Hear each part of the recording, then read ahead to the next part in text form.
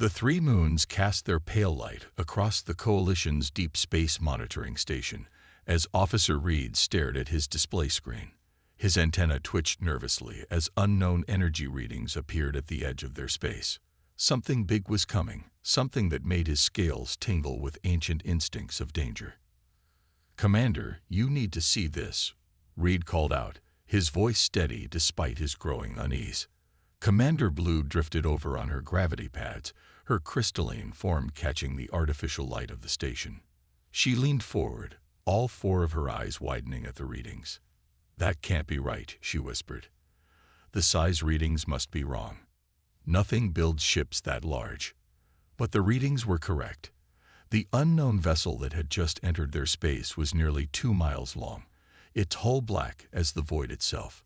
Energy readings from its power core exceeded anything their civilization had achieved, and the weapon signatures were beyond their ability to measure. The peaceful Starlight Coalition had never seen anything like it. For 300 years, they had maintained peace between their three species: the scaled monitors, the crystalline drifters, and the gaseous mines. Their biggest ships were barely a quarter-mile long, designed for research and trade. As the massive ship drew closer, Commander Blue called an emergency meeting of the Coalition Council. The station's main chamber filled with representatives from all three species, their forms illuminated by the soft blue light of the environmental systems. "The vessel is not responding to standard greeting protocols," Reed reported to the assembled council.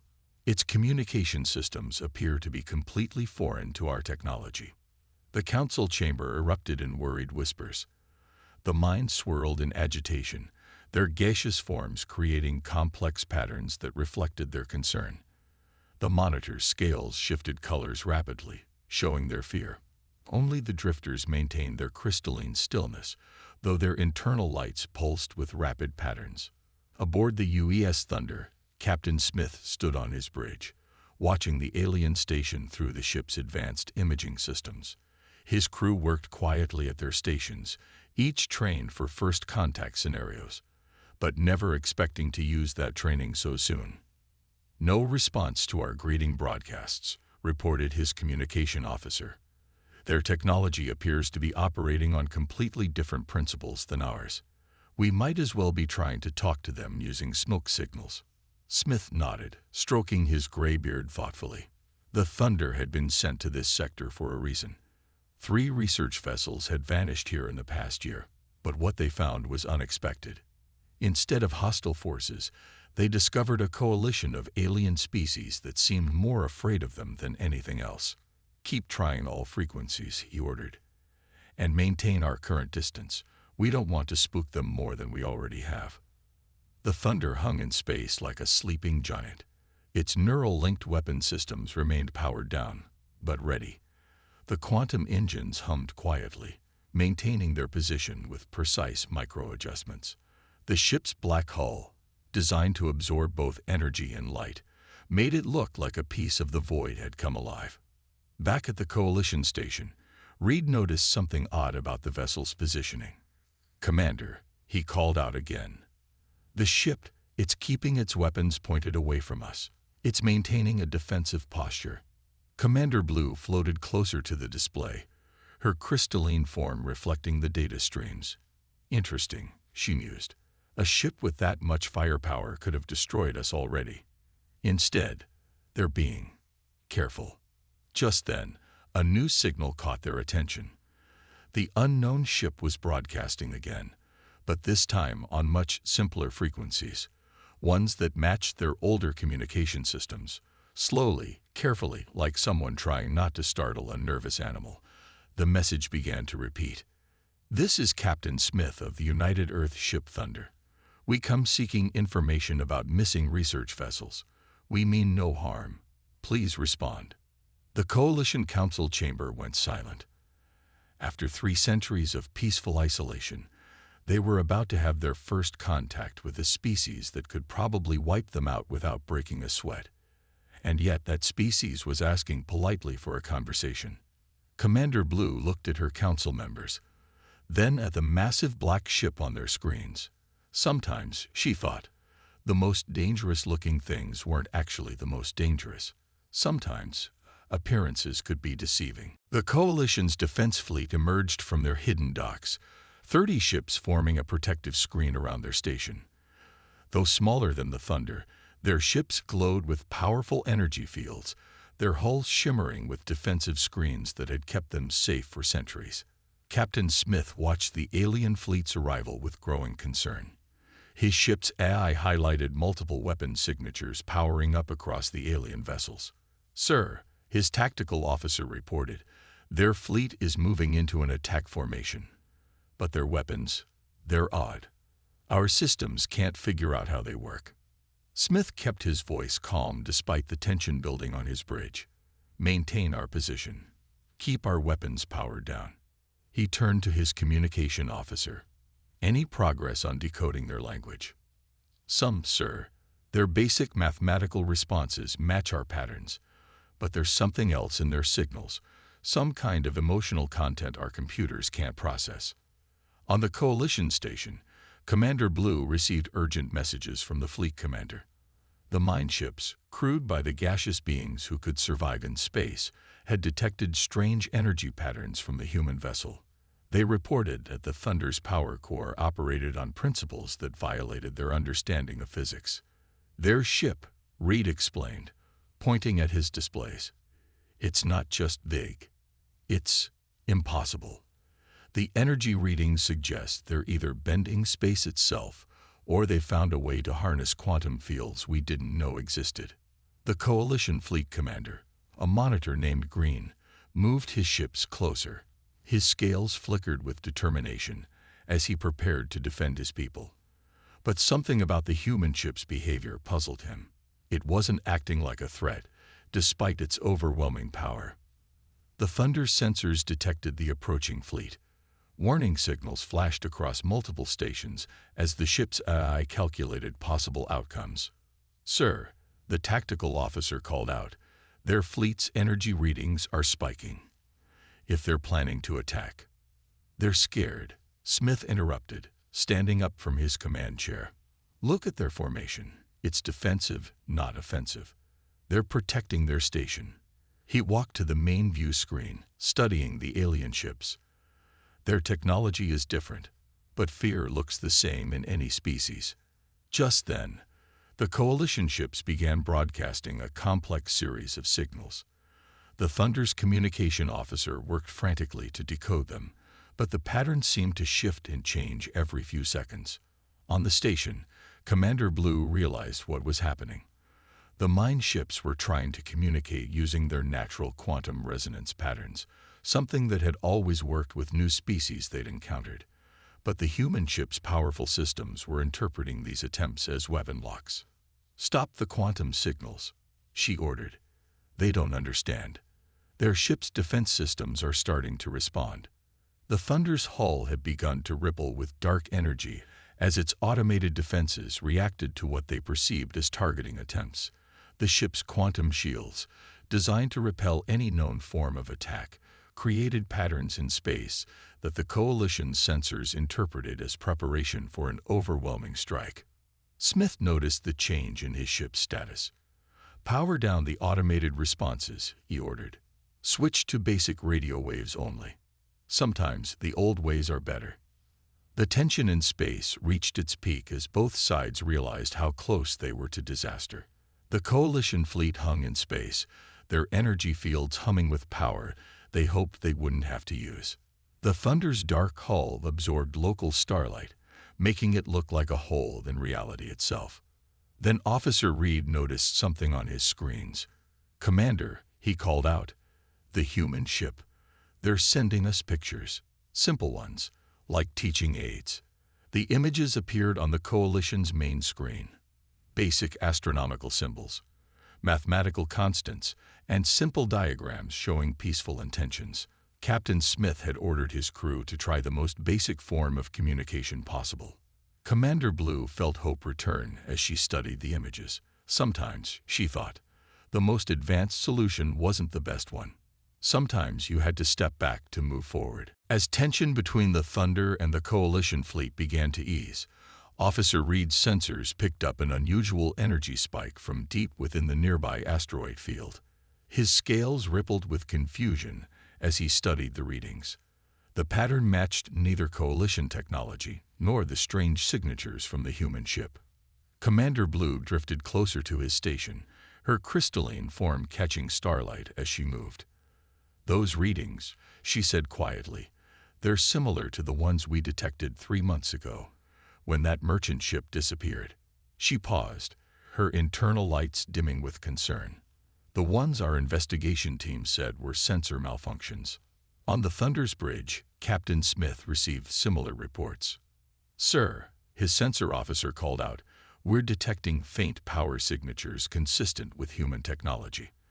They're coming from inside the asteroid field, but they're heavily shielded." Smith's eyes narrowed. The missing research vessels, could they have finally found them? But something else caught his attention. "There are other signatures too," he noted, studying the sensor display. "Different designs, different technologies, all hidden in the same location." Commander Blue had just ordered a detailed scan of the asteroid field when her personal communication crystal lit up with an urgent message. The crystalline device pulsed with a warning pattern she had never seen before. The message came from Deep Branch, the Coalition's secretive military research division, a group whose very existence was known to only a handful of high-ranking officials. "Commander," the message read, "terminate all contact with the human vessel immediately. The security of our research depends on it. This is a direct order." But it was too late. The Thunder's advanced sensors had already mapped the asteroid field's interior. Captain Smith stood before his tactical display, watching as the computer reconstructed the hidden base's layout. The structure was massive, built into the heart of the largest asteroid. Various ships were docked inside, and not just the missing human vessels. Reed's voice shook as he reported his findings to Commander Blue. The energy signatures. They match ships reported missing from 6 different species. Some of them aren't even from this sector. His scales had turned pale, showing his distress. "Commander, someone has been collecting ships, studying them, taking them apart." The truth began to dawn on both sides simultaneously. The Coalition's Deep Branch had been secretly capturing vessels from various species, including humans, trying to understand and replicate their technology. They had been preparing for something. But what? Captain Smith made his decision. He opened a channel to the Coalition station, using the simple communication method they had established. "Commander Blue," he transmitted, "we know about the hidden base. We know about the missing ships, but we don't believe your entire coalition is responsible. We're detecting signs that this was done without your knowledge." Commander Blue felt her crystalline form vibrate with anger and shame. The Deep Branch had acted without council approval, risking war with multiple species. Their actions had nearly caused a devastating conflict with the humans, whose power clearly exceeded anything the Deep Branch could have imagined. Just then, new energy signatures flared to life within the asteroid field. Hidden defense platforms emerged from their concealment, their weapons charging.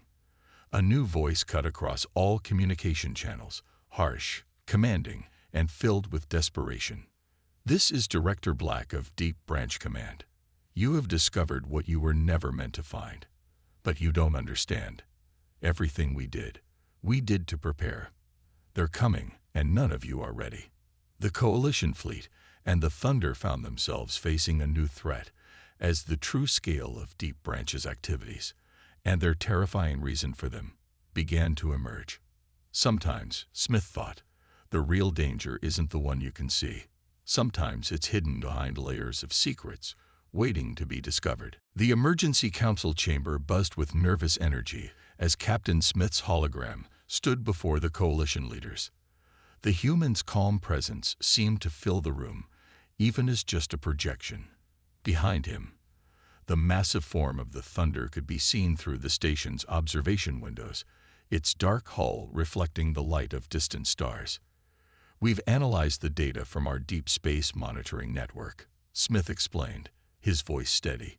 "Whatever Deep Branch is preparing for, it's real. Our sensors detected unusual disturbances at the edge of charted space, patterns that match ancient warnings in our archives. Commander Blue's crystalline form pulsed with concern as she shared her own findings. Deep Branch has been operating without oversight for years. They've captured ships from species even we haven't met yet. Their base in the asteroid field is just one of many. The council members shifted uneasily. The gaseous mind representatives swirled in complex patterns of distress, while the scaled monitors changed colors rapidly, showing their agitation. Only the crystalline drifters maintained their usual stillness, though their internal lights flickered with rapid calculations. Officer Reed worked at his station, combining the Thunder's sensor data with Coalition records. The display screen filled with a map of Deep Branch activities, a web of hidden bases, secret shipyards, and captured vessels. They've been studying weapons technology from every species they could find, he reported, his scales pale with worry. But why? What could be so threatening that they'd risk war with multiple civilizations? The answer came from an unexpected source, a hidden data crystal activated in the council chamber, projecting the image of Director Black. The Deep Branch leader looked tired, his scales dull with exhaustion. "Show them," he commanded, transmitting a massive data package to both the Coalition and the Thunder. The chamber's main screen filled with recordings from deep space probes. Strange ships moved through the darkness between stars, their designs unlike anything seen before. They consumed everything in their path. Asteroids, stations, even entire small moons, converting matter into more ships. Their numbers grew exponentially. "We detected them 3 years ago," Black explained, "an artificial species that exists only to expand and consume. Our predictions show they'll reach civilized space within 5 years. None of our weapons could stop them. That's why we started studying other species' technology. We needed something, anything, that might give us a chance." Captain Smith studied the recordings, his expression grim. "We've seen threats like this before," he said quietly. "In the early days of human expansion, we learned that survival depends not on having the biggest weapons, but on working together." He turned to face the council. "Your Deep Branch had the right idea but the wrong method. Instead of stealing technology, they should have asked for help." Commander Blue moved forward, her crystalline form glowing with determination. "Captain Smith is right. The Thunder alone has more firepower than our entire fleet, yet they came here seeking peaceful contact. Perhaps that's what Deep Branch's data has been trying to tell us. We're stronger together than apart." The council chamber erupted in discussion as Smith's words sank in. The 3 species of the Coalition had survived by working together, combining their unique abilities. Now they faced a choice: remain angry at Deep Branch's betrayal, or look toward a greater purpose. The Thunder sensors suddenly lit up with new alerts. Movement in the asteroid field. The Deep Branch base was activating its defense systems. Director Black's image flickered. "They're coming sooner than we thought. The probes we sent out, they didn't just observe the enemy. They drew their attention." Smith's voice cut through the rising panic. "Then we don't have time for doubt. Commander Blue, if your Coalition will trust us, the Thunder will stand with you. We'll face this threat together, not as separate species, but as allies." In that moment, as the Coalition Council looked up at the massive human warship that had frightened them just hours ago, they realized that fear could either divide or unite. The choice was theirs. The asteroid field erupted with weapons fire as Deep Branch's hidden fleet revealed itself. 30 black ships, each built from stolen technology, emerged from their concealed docks. Their hulls gleamed with a patchwork of different species designs, making them look like mechanical predators ready to strike. Captain Smith stood on the Thunder's bridge, watching the tactical display as the enemy ships approached. They'd copied weapons from at least 5 different species, he noted, his voice calm despite the danger. But they don't understand how to use them properly. Look at their power distribution. It's unstable. The Coalition fleet moved into formation alongside the Thunder, their ships small but nimble compared to the human warship. Commander Blue's voice came through the communication system. "Our ships are in position, Captain. The mine crews can navigate the tightest spaces in the asteroid field. The monitor vessels have the strongest shields. The drifter ships can detect any cloaked enemies." Smith nodded, a plan forming in his mind. "Then let's play to our strengths. Coalition ships, focus on herding them toward the larger asteroids. The Thunder will handle the rest." He turned to his tactical officer. "Power up the gravity lance." Deep Branch's fleet opened fire first, their copied weapons creating a beautiful but deadly light show. Beams of energy, plasma torpedoes, and stranger weapons lit up space. The Coalition ships scattered like startled birds, but this was part of the plan. Their apparent retreat drew the enemy ships into a complex dance among the asteroids. The Thunder's dark hull absorbed the incoming fire without damage. The human warship's quantum shields had been designed to handle far worse, but Smith wasn't interested in just surviving the attack. "Position confirmed," his tactical officer reported. "Gravity lance charge. Fire." The Thunder's main weapon activated, invisible to the naked eye, but devastating in its effect. It didn't fire energy or projectiles. Instead, it manipulated gravity itself. A concentrated beam of gravitational force struck the largest asteroid in the field, precisely calculated to break it apart in a controlled manner. Massive chunks of rock began moving, caught in the Thunder's artificial gravity field. The human ship's computers guided each piece with precision, creating a deadly dance of asteroids. Deep Branch's ships found themselves trapped in a three-dimensional maze of moving rock, their stolen weapons useless against the simple physics of massive objects in motion. Commander Blue watched in awe as the Thunder conducted its asteroid ballet. The human ship wasn't just fighting, it was reshaping the battlefield itself. The Coalition's smaller ships darted between the moving rocks, herding the enemy vessels into perfect positions for the Thunder's trap.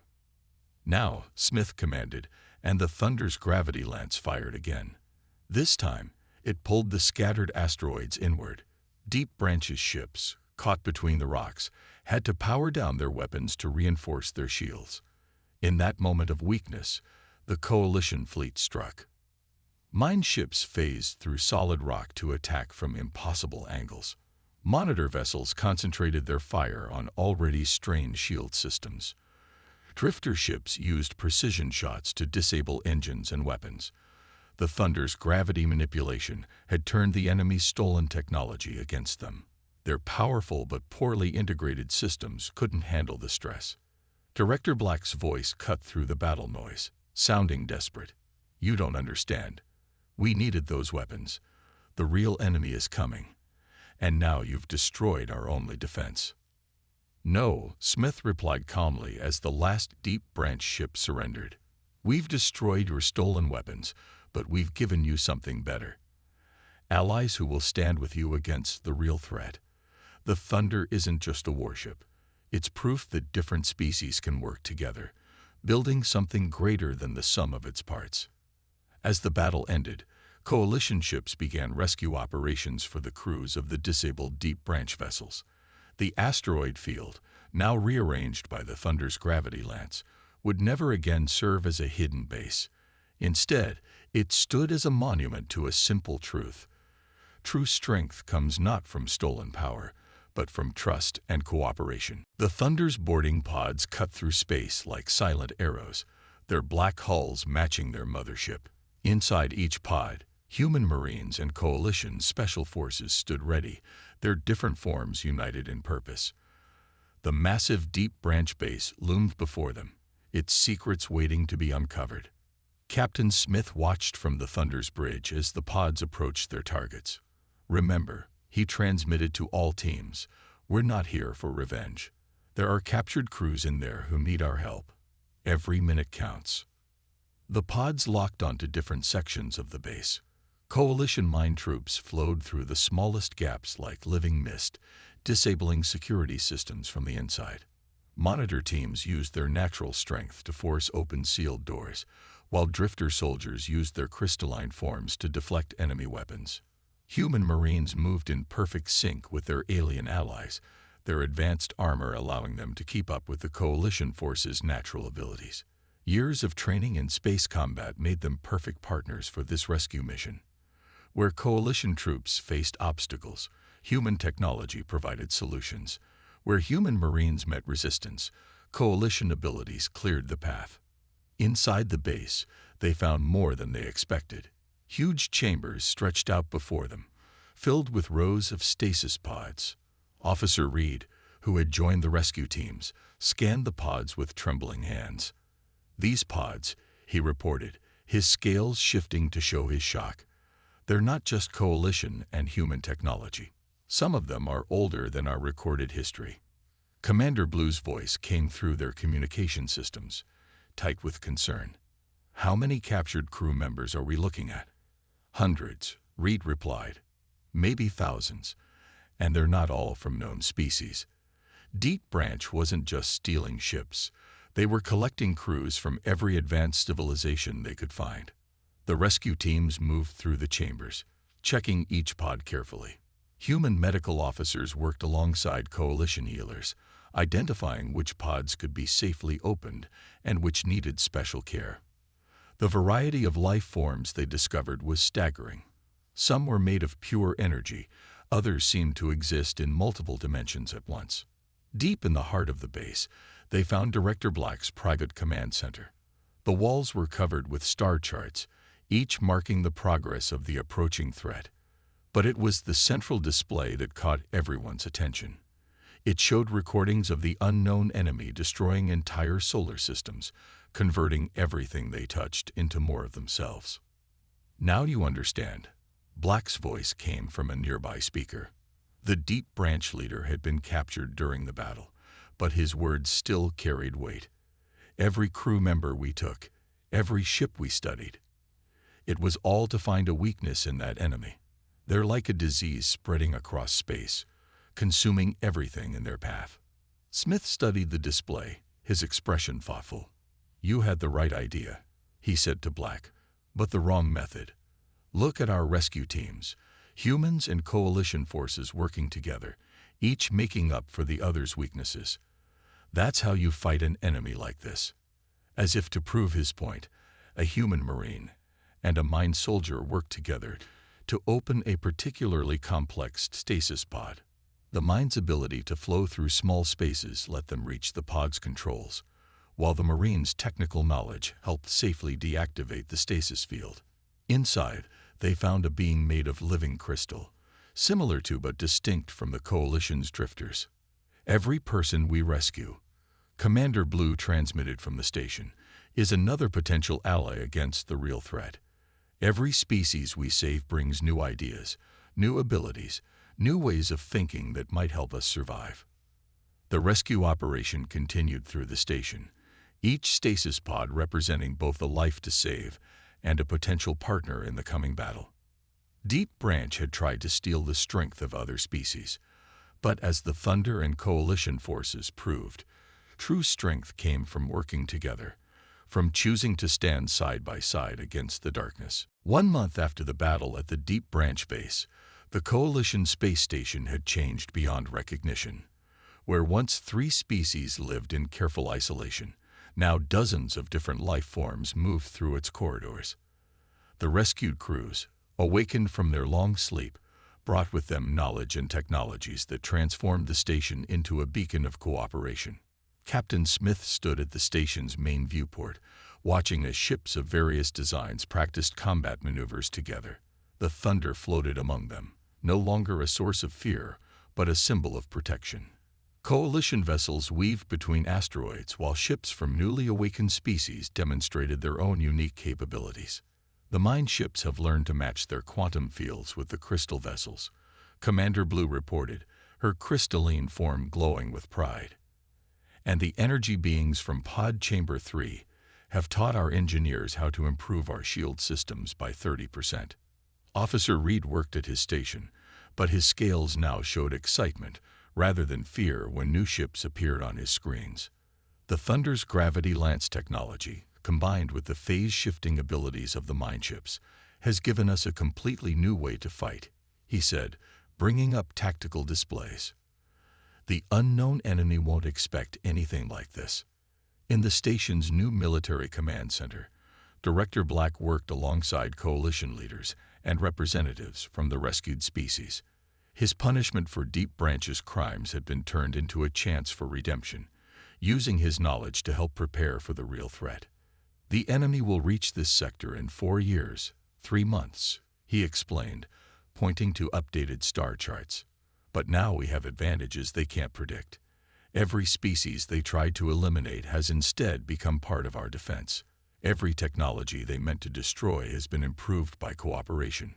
The station shuddered slightly as a new ship emerged from the recently constructed unified shipyards. It combined coalition energy systems, human quantum technology, and design elements from 3 other species. More importantly, its crew included members from every group, each contributing their unique perspectives and abilities. We thought size and power made the Thunder frightening, Commander Blue said to Smith as they watched the new ship power up its systems. But what really made it special was what it represented. The idea that different species could work together, build together, fight together. Smith nodded, remembering his first arrival at the station. When we came looking for our missing ships, we found something far more valuable. Allies who could help us face a threat none of us could handle alone. The station's alert system suddenly activated, but not with a warning. Long-range sensors had detected new signals from the edge of Coalition space. More ships were arriving, refugees and warriors from other systems that had detected the growing alliance. They came seeking not just protection, but a chance to join the fight. "Let them come," Commander Blue announced to the gathered representatives. "The station has room for all who want to stand with us. The enemy believes they can simply consume everything in their path. They don't understand that life itself becomes stronger when it works together." The Thunder's crew began preparing for their next mission, leading a fleet of mixed ships to establish more unified bases throughout nearby sectors. Each base would be a copy of what the Coalition station had become, a place where different species could learn from each other, train together, and prepare for the coming battle. As Smith returned to his ship, he took one last look at the station. The massive structure now bristled with technology from a dozen species, its halls filled with beings of all forms working toward a common goal. The human warship that had once caused such fear had become a catalyst for something remarkable, the birth of the largest alliance space had ever seen. Fear had brought them together, but hope would keep them united. The real strength of the Thunder, they had all learned, was not in its weapons or its size, but in its power to show that the greatest victories come not from standing alone, but from standing together.